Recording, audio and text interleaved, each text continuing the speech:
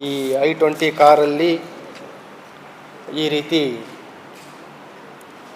Gas ಕಟ್ರನ್ನು ಅವರು carry ಮಾಡುವಂಥದ್ದು ಮತ್ತು ATM ದರೋಡೆ ಮಾಡಬೇಕಾದ್ರೂ ಕೂಡ ಅವ್ರು ಏನು ಮಾಡ್ತಾರೆ, ಈ ವೆಹಿಕಲನ್ನು ರಿವರ್ಸಲ್ಲಿ ATM ಹತ್ರ ನಿಲ್ಲಿಸಿ ಅದು ಜನರಿಗೆ ಅಬ್ಸ್ಟ್ರಕ್ಟು ಆಗುತ್ತೆ ಮತ್ತು ಗ್ಯಾಸ್ ಕಟ್ರನ್ನು ಸಿಲಿಂಡ್ರನ್ನು ಗಾಡಿಯಲ್ಲಿ ಇಟ್ಟು ಆಪ್ರೇಟ್ ಮಾಡುವಂಥದ್ದು ತಿಳಿದು ಬಂದಿದೆ.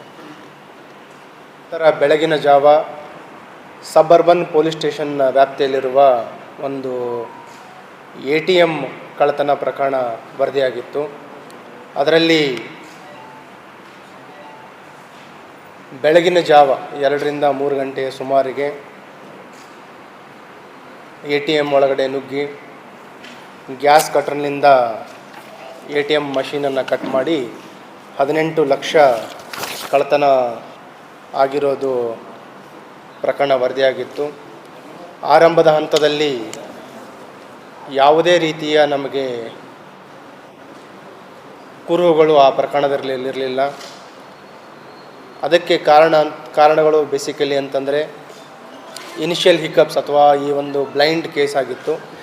ಇದರಲ್ಲಿ ATMಲ್ಲಿ ಇರುವ CCTV ಕ್ಯಾಮ್ರಾಗಳು ಕೆಲಸ ಮಾಡ್ತಾ ಇರಲಿಲ್ಲ ಮತ್ತು ಆರೋಪಿಗಳು ಅದನ್ನು ಕೃತ್ಯ ಮಾಡುವ ಮೊದಲು ಈ ಬ್ಲ್ಯಾಕ್ ಪೇಂಟನ್ನು ಕೂಡ CCTV ಕ್ಯಾಮ್ರಾಗಳಿಗೆ ಸ್ಪ್ರೇ ಮಾಡಿರ್ತಾರೆ ಮತ್ತು ಏನು ಅಲಾರ್ಮ್ ಸಿಸ್ಟಮ್ ಇದೆ ಅದು ಬ್ಯಾಂಕ್ಲಿಂದ ಅವರು ಕೂಡ ಇನ್ಫಾರ್ಮೇಷನ್ ತಿಳಿಸಲಿಕ್ಕೆ ವಿಳಂಬ ಆಗಿರುತ್ತೆ.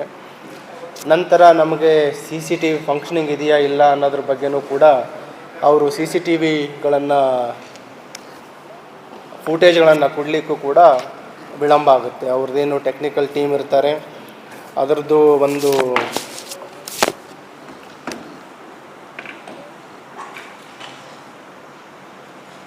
ಟೆಕ್ನಿಕಲ್ ಅಸಿಸ್ಟೆಂಟ್ ಬೇರೆ ಕಡೆಯಿಂದ ಬಂದು CCTV ಫುಟೇಜ್ಗಳನ್ನು ಕೊಡಬೇಕಾಗಿತ್ತು.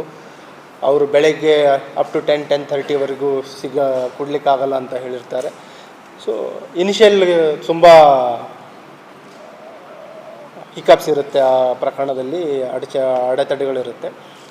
ಮತ್ತು ನಾವು DCP ಅವರುಗಳ ನೇತೃತ್ವದಲ್ಲಿ ಮತ್ತು ACP ಅವರುಗಳ ನೇತೃತ್ವದಲ್ಲಿ 3-4 ವಿಶೇಷ ತಂಡಗಳನ್ನು ಮಾಡ್ತೀವಿ. ಏನು ಈ ಕೃತ್ಯ ಆಗುತ್ತೆ ಆ ಒಂದು ಹಿನ್ನೆಲೆಯಲ್ಲಿ ಎಲ್ಲ ಕಡೆಯಿಂದ ಮಲ್ಟಿಪಲ್ ಆ್ಯಂಗಲ್ ಸಿಟಿ ಎಂಟ್ರಿ ಏನೇನು ಪಾಯಿಂಟ್ಸ್ ಇದೆ, ನಮ್ಮದು ಹುಮ್ನಾಬಾದ್ ಇರ್ಬೋದು, ಆಳಂದ್ ಇರ್ಬೋದು, ಅಫ್ಜಲ್ಪುರ್, ಸೇಡಮ್, ಜೇವರ್ಗಿ, ನಾನಾ ರೀತಿ ಎಂಟ್ರಿ ಎಕ್ಸಿಟ್ ಪಾಯಿಂಟ್ಸ್ಗಳಲ್ಲಿ ನಾವು CCTVಗಳ ಒಂದು ಪರಿಶೀಲನೆಯನ್ನು ಮಾಡ್ತೀವಿ. ಮತ್ತು ಆ ಏನು ಘಟನೆ ಆಗಿದ್ದು ಕೂಡ ನಮಗೆ ಟೈಮಿಂಗ್ ಖಚಿತ ಇರಲಿಲ್ಲ, ಯಾವ ಟೈಮಲ್ಲಿ ಇನ್ಸಿಡೆಂಟ್ ಆಗಿದೆ ಅನ್ನೋದ್ರ ಬಗ್ಗೆ. ನಮಗೆ ವೈಜ್ಞಾನಿಕವಾಗಿ ಕೆಲವು ಸಾಕ್ಷ್ಯಗಳು ದೊರೆತಾದಾಗ ಒಂದು ಸಸ್ಪೆಕ್ಟ್ ವೆಹಿಕಲ್ಸ್ಗಳನ್ನು ಜೀರೋ ಮಾಡ್ತೀವಿ. ಆ ಸಸ್ಪೆಕ್ಟ್ ವೆಹಿಕಲ್ ಪರಿಶೀಲನೆ ಮಾಡಿದಾಗ ನಮಗೆ ಒಂದು ವೈಟ್ ಕಲರ್ i20 ವೆಹಿಕಲ್ಲು ಮತ್ತು ಇನ್ನೊಂದು ಇನಿಷಿಯಲ್ ಟೈಮಲ್ಲಿ ಒಂದು ಬ್ಲ್ಯಾಕ್ ಕ್ರೇಟಾ ಅನ್ನೋದ್ರ ಬಗ್ಗೆನೂ ಕೂಡ ಒಂದು ಸಸ್ಪೆಕ್ಟ್ ಆಗುತ್ತೆ. ಅದು ಹೆಚ್ಚಿನದಾಗಿ ಒಂದು ವಿಶೇಷ ತಂಡಗಳು ನಿರಂತರವಾಗಿ ಕಾರ್ಯಾಚರಣೆ ಮಾಡಿದ ಒಂದು ಹಿನ್ನೆಲೆಯಲ್ಲಿ ಬ್ಲ್ಯಾಕ್ ಕ್ರೇಟಾ ಬಗ್ಗೆ ಇಲ್ಲಿ ಇನ್ಸಿಡೆಂಟ್ ಕೃತ್ಯದಲ್ಲಿ ಭಾಗಿಯಾಗಿಲ್ಲ, ಒಂದು i20 ವೆಹಿಕಲ್ ಸಸ್ಪೆಕ್ಟೆಡ್ ಗೊತ್ತಾಗುತ್ತೆ. ಅದರ ಒಂದು ಮಾಹಿತಿಯನ್ನು ಕಲೆ ಹಾಕ್ತಾ ನಿಯರ್ಲಿ 70 to 75 ಪ್ಲೇಸಸ್ಗಳಲ್ಲಿ ನಮ್ಮ ತಂಡಗಳು ಕಲೆ ಹಾಕಿದಾಗ ಒಂದು ಕಡೆ ಈ ಏನು ಸಸ್ಪೆಕ್ಟ್ ವೆಹಿಕಲ್ ಇದೆ ವೈಟ್ i20 ಒಂದು DL ನಂಬರ್ ಪ್ಲೇಟ್ ಬಳಸಿ ಕೃತ್ಯ ಮಾಡಿರೋ ಬಗ್ಗೆ ಅನುಮಾನ ಖಚಿತ ಆಗುತ್ತೆ. ಆ ಹಿನ್ನೆಲೆಯಲ್ಲಿ ನಮ್ಮ ಅಧಿಕಾರಿ ಸಿಬ್ಬಂದಿಯವರಿಗೆ ನಾವು ಮಾಹಿತಿಯನ್ನು ನೀಡಿದ್ವಿ. ಯಾವುದೇ ಒಂದು ಈ ರೀತಿ i20 white colour DL passing ಇರುವಂಥದ್ದು, ಇಲ್ಲೇನಾದರೂ ಮೂಮೆಂಟ್ ಇದ್ದರೆ ಅಲರ್ಟ್ ಮಾಡಿ ಅಂತ ನಮ್ಮವ್ರಿಗೆಲ್ಲರಿಗೂ ಮಾಹಿತಿ ನೀಡಿರ್ತೀವಿ. ಈ ದಿನ ರಾತ್ರಿ ನಮ್ಮ ಗಸ್ತಲ್ಲಿರುವ ಸಿಬ್ಬಂದಿಯವರಿಗೆ ಒಂದು ಮಾಹಿತಿ ಬರುತ್ತೆ, ಒಂದು ಸಸ್ಪೆಕ್ಟ್ ವೆಹಿಕಲ್ ಅದರಲ್ಲಿ ಸಿಟಿ ಔಟ್ಸ್ಕರ್ಟ್ಸಲ್ಲಿರುವ ಒಂದು ಬೇಲೂರು ಕಡೆ ಇರುವ ಒಂದು ATM ಕಡೆ ಅದರ ಮೂಮೆಂಟ್ ಬಗ್ಗೆ ಮಾಹಿತಿ ಬರುತ್ತೆ. ತಕ್ಷಣ ACP ಸಬ್ಬರ್ಬನ್, police inspector ಸಬ್ಬರ್ಬನ್, police inspector university ಮತ್ತು PSI ಸಬ್ಬರ್ಬನ್ ಅವರೆಲ್ಲ, ಅದ್ರ ಜೊತೆಗೆ DCP ಕ್ರೈಮ್ ಅವರು ಕೂಡ ನಿನ್ನೆ ನೈಟ್ ರೌಂಡ್ಸಲ್ಲಿದ್ದರು. ಸೊ ಎಲ್ಲರೂ ಒಂದು ಇಮಿಡಿಯೇಟ್ ಕಾರ್ಯಪ್ರವೃತ್ತರಾಗ್ತಾರೆ ಮತ್ತು ಈ ಏನು ಸಸ್ಪೆಕ್ಟ್ ವೆಹಿಕಲ್ಸ್ ಇದೆ ಅದು ಮೂಮೆಂಟ್ ಇಂಡಸ್ಟ್ರಿಯಲ್ ಏರಿಯಾ ಕಡೆ ಇರೋದ್ರ ಬಗ್ಗೆ ಮಾಹಿತಿ ಬಂದಾಗ ನಮ್ಮ ಅಧಿಕಾರಿಗಳು ಚೇಸ್ ಮಾಡ್ತಾರೆ. ಚೇಂಜ್ ಮಾಡಿ ಅವರು ಇಂಡಸ್ಟ್ರಿಯಲ್ ಏರಿಯಾ ಒಂದು ಲೆಫ್ಟ್ ಸೈಡ್ ಹೋಗಿ ಒಂದು ರೋಡ್ದ ಒಂದು ಡೆಡ್ ಎಂಡಿಗೆ ಹೋದಾಗ ನಿಲ್ಲಿಸಿ ಟೋಟಲ್ ಕಾರಲ್ಲಿ 4 ಜನ ಆರೋಪಿಗಳಿರ್ತಾರೆ. ಅದರಲ್ಲಿ 2 ಜನರು ಪೊಲೀಸರಿಗೆ ಸಹಕರಿಸ್ತಾರೆ. ಇನ್ನೂ 2 ಜನರು ಏನು ಅವ್ರ ಹತ್ರ ವೆಪನ್ ಇತ್ತು, ನೈಫ್, ಅದರಲ್ಲಿಂದ ಹಲ್ಲೆ ಮಾಡ್ತಾರೆ. ಪೊಲೀಸ್ ಸೆಲ್ಫ್ ಡಿಫೆನ್ಸ್ ಮತ್ತು ಆರೋಪಿಗಳನ್ನು ವಶಪಡಿಸ್ಕೊಳ್ಳಿಕ್ಕೋಸ್ಕರ ಫೈರ್ ಮಾಡಿದ್ದಾರೆ. ಅದರಲ್ಲಿ ಪೊಲೀಸ್ ಇನ್ಸ್ಪೆಕ್ಟರ್ ಸಂತೋಷ್ ತಟ್ಟೆಪಳ್ಳಿ ಅವರೊಬ್ಬರಿಗೆ ಆರೋಪಿಗೆ ಫೈರ್ ಮಾಡಿದ್ದಾರೆ. ಮತ್ತು ಬಸವರಾಜ್ ಸಬ್ ಇನ್ಸ್ಪೆಕ್ಟರ್ ಅವರು ಕೂಡ ಇನ್ನೊಬ್ಬ ಆರೋಪಿಗೆ ಫೈರ್ ಮಾಡಿದ್ದಾರೆ ಕಾಲಲ್ಲಿ. ಈ ಆರೋಪಿಗಳ ಹಲ್ಲೆಯಿಂದ ಸಬ್ ಇನ್ಸ್ಪೆಕ್ಟರ್ ಬಸವರಾಜ್ ಮತ್ತು 3 ಜನ ಕಾನ್ಸ್ಟೇಬಲ್ಸ್ ಅವರು ಗಾಯ ಆಗಿದ್ದರು. ನಮ್ಮ ಗಾಯ ಆಗಿದ್ದ ಸಿಬ್ಬಂದಿಯವರು ಏನಿದ್ದಾರೆ, ಬಸವರಾಜ್ ಸಬ್ ಇನ್ಸ್ಪೆಕ್ಟರ್, ರಾಜು ಅಂತ ಮತ್ತು ಮಂಜುನಾಥ್ ಮತ್ತು ಫಿರೋಜ್ ಅಂತ 3 ಜನ ಕಾನ್ಸ್ಟೇಬಲ್ಸ್ ಗಾಯ ಆಗಿದ್ದರು. ಮತ್ತು ಈ ಗಾಯಗೊಂಡಿರೋ ಆರೋಪಿಗಳು ತಸ್ಲೀಮ್ ಅಲಿಯಾಸ್ ತಸ್ಸಿ ಮತ್ತು ಇನ್ನೊಬ್ಬನು ಶರೀಫ್ ಅಂತ, ಇವರನ್ನು ಕೂಡ ಆಸ್ಪತ್ರೆಗೆ ಸಾಗಿಸಿ ಫಸ್ಟ್ ಏಡ್ ನೀಡಲಾಗಿದೆ. ಎಲ್ಲರೂ ಔಟ್ ಆಫ್ ಡೇಂಜರ್ ಇದ್ದಾರೆ.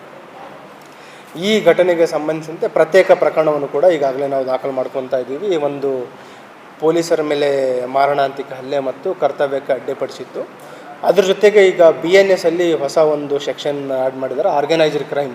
ಏನು ಇದು ಆರ್ಗನೈಸ್ಡ್ ಸಿಂಡಿಕೇಟ್ ಇದೆ ಈ ಇಂಟರ್ಸ್ಟೇಟ್, ಅದಕ್ಕಾಗಿ ನಾವು BNS ಅಲ್ಲಿ 11111 ಆ ಸೆಕ್ಷನನ್ನು ಕೂಡ ಈ ಪ್ರಕರಣಗಳಿಗೆ ಮತ್ತು ಈಗಾಗಲೇ ಏನು ಇನ್ಸಿಡೆಂಟ್ ಆಗಿತ್ತು ಏಪ್ರಿಲ್ 9 ಅದರಲ್ಲಿಯೂ ಕೂಡ 111 ಸೆಕ್ಷನನ್ನು ಆ್ಯಡ್ ಮಾಡಿ ನಾವು ತನಿಖೆಯನ್ನು ಮಾಡ್ತೀವಿ.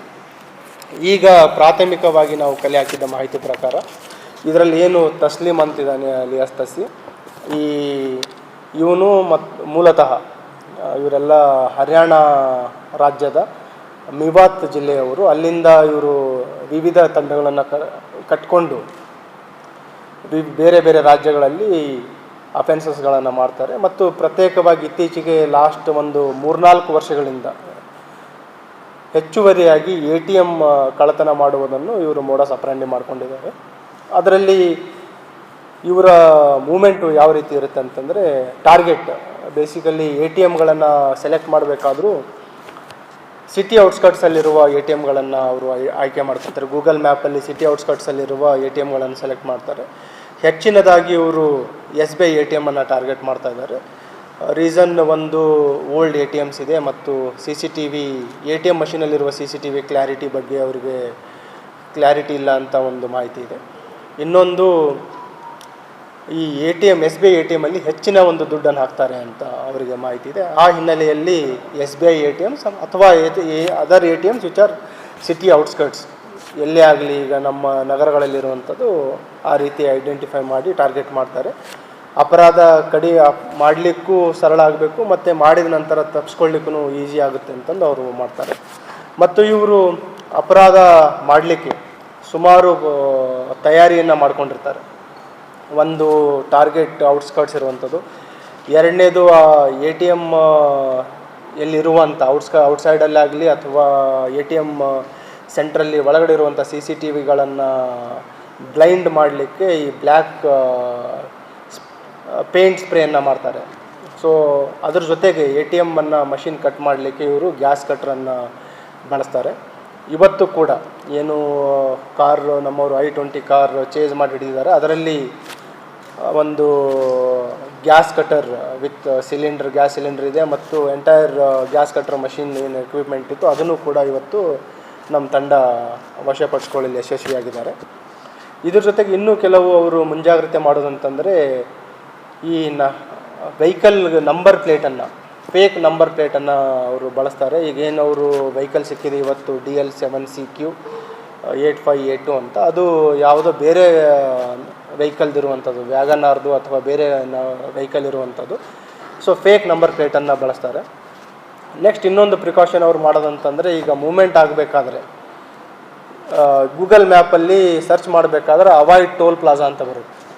ಸೊ ಈ ಟೋಲ್ ಪ್ಲಾಜಾ ಇರುವಂಥ ರೂಟ್ಗಳನ್ನು ಅವಾಯ್ಡ್ ಮಾಡ್ತಾರೆ. ಯಾಕಂತಂದರೆ ಅವರು ಎಕ್ಸಿಟ್ ಎಂಟ್ರಿ ಬಗ್ಗೆ ಪೊಲೀಸರಿಗೆ ಮಾಹಿತಿ ಸಿಗುತ್ತೆ ಅಂತ ಹೇಳಿ. ಸೊ ಟೋಲ್ ಪ್ಲಾಜಾದಲ್ಲಿರುವ ನಾವು ಮಾಹಿತಿ ಕಲೆ ಹಾಕಿದಾಗ ಅದನ್ನು ಕೂಡ ಅವರು ಬೈಪಾಸ್ ಮಾಡಿ ಬರುವಂಥದ್ದು. ರೂರಲ್ ಏರಿಯಾಗಳಲ್ಲಿ ಅಪರಾಧ ಮಾಡೋ ಮುನ್ನ ಮತ್ತು ಅಪರಾಧ ಮಾಡಿದ ನಂತರ, ಈಗ ನಿನ್ನೆ ರಾತ್ರಿ ಅವರು ರೆಕ್ಕಿ ಮಾಡೋ ಟೈಮಲ್ಲಿ ನಮ್ಮ ಟೀಮ್ ಇಂಟರ್ಸೆಪ್ಟ್ ಮಾಡಿದ್ದಾರೆ. ಹಳೆಯ ಅಪರಾಧ ಮಾಡಿದಾಗಲೂ ಕೂಡ ಅವರು ರೆಕ್ಕಿ ಮಾಡಿದ್ದು ಬಗ್ಗೆ ನಮಗೆ ಮಾಹಿತಿ ಇದೆ. ನೆಕ್ಸ್ಟ್ ಈ ಮೊಬೈಲ್ ಫೋನ್ಸ್ಗಳನ್ನು ಮತ್ತು ಸ್ವಿಚ್ ಆಫ್ ಮಾಡುವಂಥದ್ದು. ಎಲ್ಲಿ ಅಪರಾಧ ಮಾಡ್ತಾರೆ ಅಲ್ಲಿ ಬಿಫೋರ್ ಅಪರಾಧ ಮಾಡುವ ಮೊದಲು ಮತ್ತು ಅಪರಾಧ ಮಾಡಿದ ನಂತರ ಆ ಟೈಮಲ್ಲಿ ಮೊಬೈಲ್ಗಳನ್ನೆಲ್ಲ ಸ್ವಿಚ್ ಆಫ್ ಮಾಡ್ತಾರೆ. ಸೊ ಸುಮಾರು ಪ್ರಿಕಾಷನ್ಸ್ಗಳನ್ನು ಈ ಆರೋಪಿಗಳು ಮಾಡ್ತಾ ಇದ್ದಾರೆ. ನೆಕ್ಸ್ಟ್ ಇದರಲ್ಲಿ ಏನು ಆರೋಪಿಗಳ ಒಂದು ಹಿನ್ನೆಲೆಯಲ್ಲಿ ಪರಿಶೀಲನೆ ಮಾಡಿದಾಗ ಏನು ಪ್ರಮುಖ ಆರೋಪಿ ಇದ್ದಾನೆ ತಸ್ಲೀಮ್ ಅಲಿಯಾಸ್ ತಸ್ಸಿ ಅಂತ, ಇವನ ಮೇಲೆ ಬೇರೆ ಬೇರೆ ರಾಜ್ಯಗಳಲ್ಲಿ ಕರ್ನಾಟಕ ನಮ್ಮ ಹತ್ರನೇ 2 ಪ್ರಕರಣ ಆಯಿತು ಮತ್ತು 10 ಪ್ರಕರಣಗಳಿದೆ ಇವ್ರ ಮೇಲೆ. ಬೇರೆ ಬೇರೆ ಹಲ್ಲೆ ಇದೆ, ಥೆಫ್ಟ್ ಇದೆ, ಅದ್ರ ಜೊತೆಗೆ ಉತ್ತರಾಖಂಡಲ್ಲಿ ಕೇಸಿದೆ, ರಾಜಸ್ಥಾನದಲ್ಲಿದೆ, ಉತ್ತರ ಪ್ರದೇಶದಲ್ಲಿದೆ ಮತ್ತು ಹೈದರಾಬಾದಲ್ಲಿಯೂ ಕೂಡ ಇವನ ಮೇಲೆ ಪ್ರಕರಣಗಳಿದೆ. ಅದ್ರ ಜೊತೆಗೆ ಇನ್ನೊಬ್ಬ ಆರೋಪಿ ಶರೀಫ್ ಅನ್ನೋನ ಮೇಲೆ 3 ಪ್ರಕರಣಗಳಿದೆ. ಅದರಲ್ಲಿ ATM ಥೆಫ್ಟು ಇದೆ ಮತ್ತು ಇತರೆ ಪ್ರಕರಣಗಳು ಇದೆ. ಇನ್ನು 3ನೇ ಆರೋಪಿ ಶಹೀದ್ ಅಂತ, ಇವನ ಮೇಲೆ 1 ಪ್ರಕರಣ ಇದೆ. ಇನ್ನೂ ಹೆಚ್ಚಿನ ಒಂದು ವಿಚಾರಣೆಯನ್ನು ನಾವು ಮಾಡ್ತಾ ಇದ್ದೀವಿ, ಪರಿಶೀಲನೆ ನಡೀತಾ ಇದೆ. ಮತ್ತು ಯಾರು ಕಾರನ್ನು ಚಾಲನೆ ಮಾಡ್ತಾಯಿದ್ರು ಮೊಹಮ್ಮದ್ ಅಮೀರ್ ಅಂತ, ಇವನ ಮೇಲೆ ಒಟ್ಟು 7 ಪ್ರಕರಣ ಇದೆ. ಇವನ ಮೇಲೆ 6 ATM ಥೆಫ್ಟ್ ರಿಲೇಟೆಡ್ ಪ್ರಕರಣ ಇದೆ. ಅದರಲ್ಲಿ ATM ಥೆಫ್ಟ್ 3 ಇದೆ ಮತ್ತು ATM ಥೆಫ್ಟ್ ಅಟೆಂಪ್ಟ್ 3 ಪ್ರಕರಣ ಇದೆ. ಹೀಗಾಗಿ ನಮ್ಮ ತಂಡ ಏನು ಇದೊಂದು ನೋಟೋರಿಯಸ್ ಇಂಟರ್ಸ್ಟೇಟ್ ಹರಿಯಾಣ ಮಿವಾತ್ ಗ್ಯಾಂಗ್ ಇದೆ, ಈ ATM ಕಳ್ಳತನ ಮಾಡುವಂಥದ್ದು, ಅವರು 4 ಜನವನ್ನು ಇಂಟರ್ಸೆಪ್ಟ್ ಮಾಡಿ ಬಂಧಿಸಲು ಯಶಸ್ವಿಯಾಗಿದ್ದಾರೆ. ಅವರಿಗೆ ನಾನು ಪ್ರಶಂಸನೆಯನ್ನು ಮಾಡ್ತಾಯಿದ್ದೀನಿ. ಮತ್ತು ಈಗ ತಾವು ನೋಡಿದ ಹಾಗೆ ಈ I-20 ಕಾರಲ್ಲಿ ಈ ರೀತಿ ಗ್ಯಾಸ್ ಕಟ್ರನ್ನು ಅವರು ಕ್ಯಾರಿ ಮಾಡುವಂಥದ್ದು ಮತ್ತು ATM ದರೋಡೆ ಮಾಡಬೇಕಾದ್ರೂ ಕೂಡ ಅವ್ರು ಏನು ಮಾಡ್ತಾರೆ, ಈ ವೆಹಿಕಲನ್ನು ರಿವರ್ಸಲ್ಲಿ ATM ಹತ್ರ ನಿಲ್ಲಿಸಿ ಅದು ಜನರಿಗೆ ಅಬ್ಸ್ಟ್ರಕ್ಟು ಆಗುತ್ತೆ ಮತ್ತು ಗ್ಯಾಸ್ ಕಟ್ರನ್ನು ಸಿಲಿಂಡ್ರನ್ನು ಗಾಡಿಯಲ್ಲಿ ಇಟ್ಟು ಆಪ್ರೇಟ್ ಮಾಡುವಂಥದ್ದು ತಿಳಿದು ಬಂದಿದೆ. ಇದರ ಜೊತೆಗೆ ಬೇರೆ ಬೇರೆ ಯಾರ್ಯಾರು ಆರೋಪಿಗಳಿದ್ದಾರೆ ಅನ್ನೋದ್ರ ಬಗ್ಗೆನೂ ಕೂಡ ನಾವು ಪರಿಶೀಲನೆ ಮಾಡ್ತಾ ಇದ್ದೀವಿ. ಮತ್ತು ಈಗೇನು ಕಳ್ಳತನ ಮಾಡಿದರು ಅಮೌಂಟ್, ಅದು ಎಲ್ಲೆಲ್ಲಿ ಡಿಸ್ಪೋಸ್ ಮಾಡಿದರು ಮತ್ತು ಯಾರ್ಯಾರು ಇದರಲ್ಲಿ ಭಾಗಿಯಾಗಿದ್ದಾರೆ ಅನ್ನೋ ಬಗ್ಗೆ ಹೆಚ್ಚಿನ ಒಂದು ತನಿಖೆ ನಡೀತಾ ಇದೆ. ಮತ್ತು ಇವರು ಕರ್ನಾಟಕದಲ್ಲಿ ಅಥವಾ ಮತ್ತು ಬೇರೆ ಬೇರೆ ರಾಜ್ಯಗಳಲ್ಲಿ ಇನ್ನೂ ಅಫೆನ್ಸ್ ಮಾಡಿರುವುದು ಇನ್ನೂ ಪತ್ತೆ ಆಗೋದ್ರ ಯಾವ ಪ್ರಕರಣ ಪತ್ತೆ ಆಗಿಲ್ಲ, ಅದರಲ್ಲಿಯೂ ಕೂಡ ಇವರ ಪಾತ್ರದ ಬಗ್ಗೆ ಪರಿಶೀಲನೆಯನ್ನು ಮಾಡ್ತಾಯಿದ್ವಿ. ಕೇಸ್ ಮಾಡಾಗಿದೆ, ಪ್ರಿವೆಂಟಿವ್ ಡಿಟೆನ್ಷನ್ ಮಾಡಿ PR ಮಾಡಿದ್ದೀವಿ 6 ಜನರ ಮೇಲೆ. 107 CRPC ಏನಿತ್ತು BNS ಪ್ರಕಾರ ಕೇಸ್ ಮಾಡಿ ಅವ್ರ ಮೇಲೆ ಮುಚ್ಚಳಿಕೆ ಪಡೆದುಕೊಳ್ಳಲಾಗಿದೆ.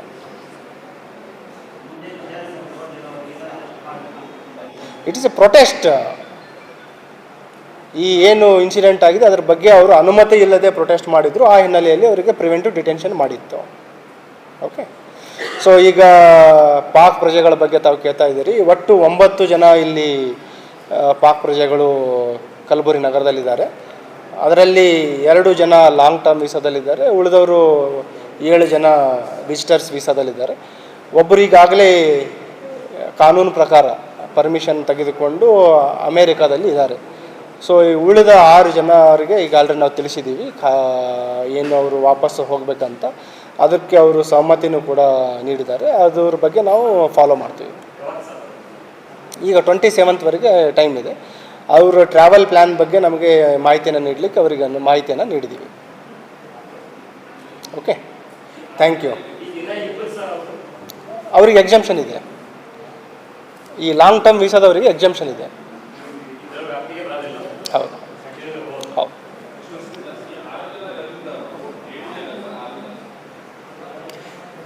ಈಗ ಏನು 6 ಜನ ಇದ್ದಾರೆ ಅದರಲ್ಲಿ 3 ಜನ ಮಹಿಳೆಯರಿದ್ದಾರೆ ಮತ್ತು 3 ಜನ ಪುರುಷರಿದ್ದಾರೆ.